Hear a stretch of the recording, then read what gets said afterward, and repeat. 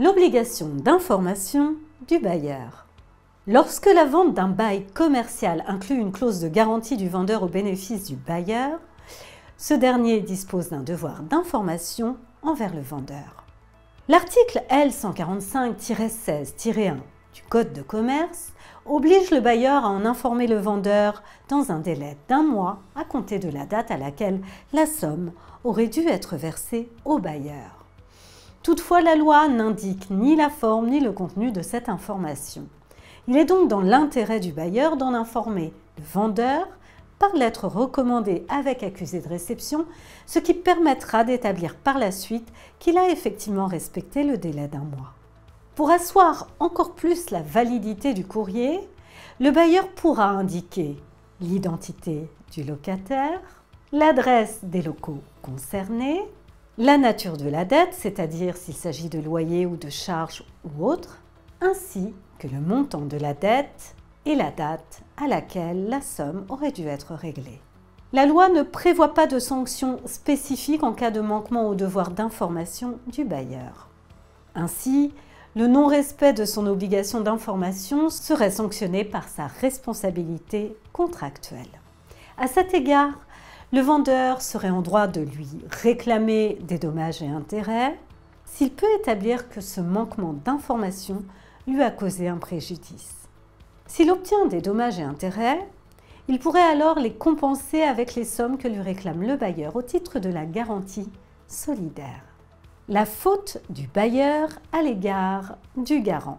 Prenons le cas d'un bailleur qui tarde à agir contre le locataire défaillant ou contre le garant alors que les impayés s'accumulent. Peut-on dire que le bailleur engage sa responsabilité à l'égard du garant? En 2016, la Cour de cassation a procédé à un revirement de jurisprudence.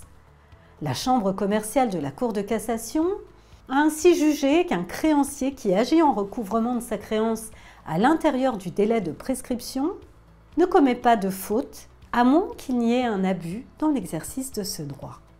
Cette nouvelle jurisprudence remet ainsi partiellement en cause une jurisprudence antérieure qui considérait que le bailleur était responsable lorsqu'il avait agi tardivement pour récupérer son dû. Les juges avaient auparavant considéré que le bailleur commettait ainsi une faute ou une négligence. S'il est possible que la troisième chambre civile de la Cour de cassation fasse évoluer la jurisprudence, je vais partager avec vous des exemples de jugements rendus avant le revirement de la chambre commerciale. Quels sont ces exemples?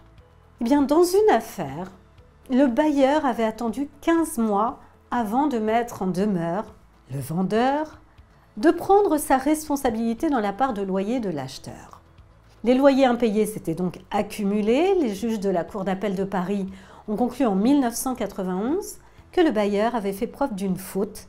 Cette faute avait débouché sur l'accroissement de la dette de loyer, empêchant ainsi le vendeur d'entamer une action contre l'acheteur défaillant. Les juges ont considéré que la faute du bailleur était d'autant plus grave que le nouveau locataire s'acquittait de ses loyers avec retard depuis un certain temps.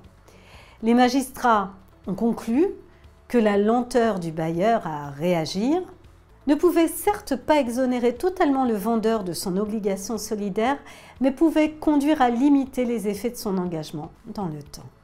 Dans un autre dossier, le bailleur avait attendu plus de 2 ans pour résilier le bail suite à des défauts de paiement des loyers qui étaient dus depuis plus de 3 mois.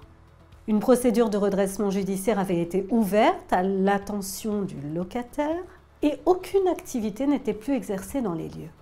Le locataire avait donc réclamé la totalité des loyers dus au vendeur du bail, qui lui n'avait pas la possibilité de faire résilier le contrat. La Cour de cassation a conclu en 1995 que le bailleur n'avait pas exécuté de bonne foi les procédures juridiques et qu'il avait ainsi cherché à faire supporter au locataire vendeur les conséquences de sa propre défaillance. Les juges ont considéré que le fait de réclamer les loyers dus depuis plus de 2 ans était un abus de droit. La demande du bailleur était donc irrecevable.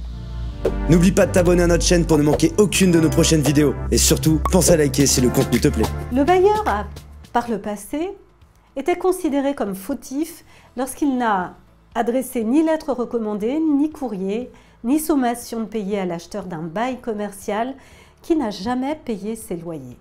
Le bailleur avait finalement envoyé une sommation tardive au locataire défaillant, mais qui fut restée sans réponse.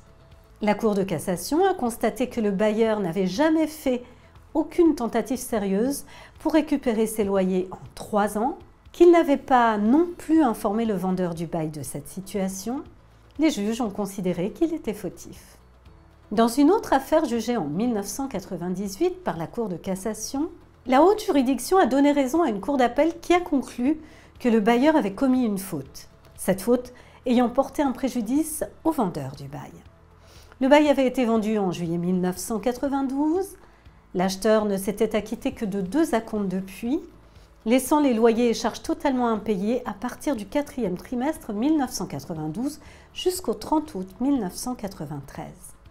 Le 30 août 1993, le bailleur se décide à délivrer un commandement de payer en s'appuyant sur la clause résolutoire, alors que la procédure de redressement judiciaire à l'encontre du nouveau locataire devait démarrer une semaine plus tard. En laissant la dette enfler pendant plus d'1 an sans agir, ni contre le locataire défaillant, ni contre le vendeur solidaire, le bailleur avait privé le vendeur solidaire du bénéfice de la subrogation légale. Dans cet autre dossier, un bailleur avait constaté un défaut de paiement des loyers de mars à juillet 1997. Mais ce n'est que le 14 août 1997 qu'il adresse une lettre recommandée avec avis de réception au vendeur du bail, garant solidaire de son acheteur. Le vendeur estime qu'il a été informé tardivement par le bailleur et invoque la responsabilité contractuelle de celui-ci. Une première cour d'appel lui donne raison et les juges de la Cour de cassation confirment la responsabilité du bailleur en 2001. En revanche, dans une autre affaire, la jurisprudence a donné raison au bailleur. Il s'agit d'un jugement rendu en 2003. Les magistrats ont d'abord conclu qu'aucune clause des conventions passées n'imposait au bailleur d'informer le vendeur du bail sur l'évolution de la situation locative une fois le bail vendu. Aucune clause n'obligeait le bailleur à informer le vendeur du bon respect des obligations du nouveau locataire. Pour autant, le nouveau locataire n'avait que partiellement réglé ses loyers en février, mars, juin et octobre. Le commandement de payer avait été délivré le 19 décembre suivant. Les juges ont considéré que le vendeur solidaire ne pouvait pas reprocher au bailleur d'avoir été négligent dans la procédure de recouvrement des loyers. Dans une autre affaire, un bailleur se trouvait face à des loyers impayés par l'acheteur d'un bail commercial dont le vendeur s'était porté solidaire. Les loyers avaient été impayés depuis 2005. Le bailleur avait adressé 3 lettres simples de relance au nouveau locataire entre 2005 et 2006, puis une mise en demeure en 2007, suivie d'un commandement de payer en 2008. La Cour de cassation a jugé en 2013 que le vendeur du bail solidaire des loyers défaillants avait raison d'argumenter que le bailleur s'était montré négligent dans la poursuite de sa créance contre le cessionnaire.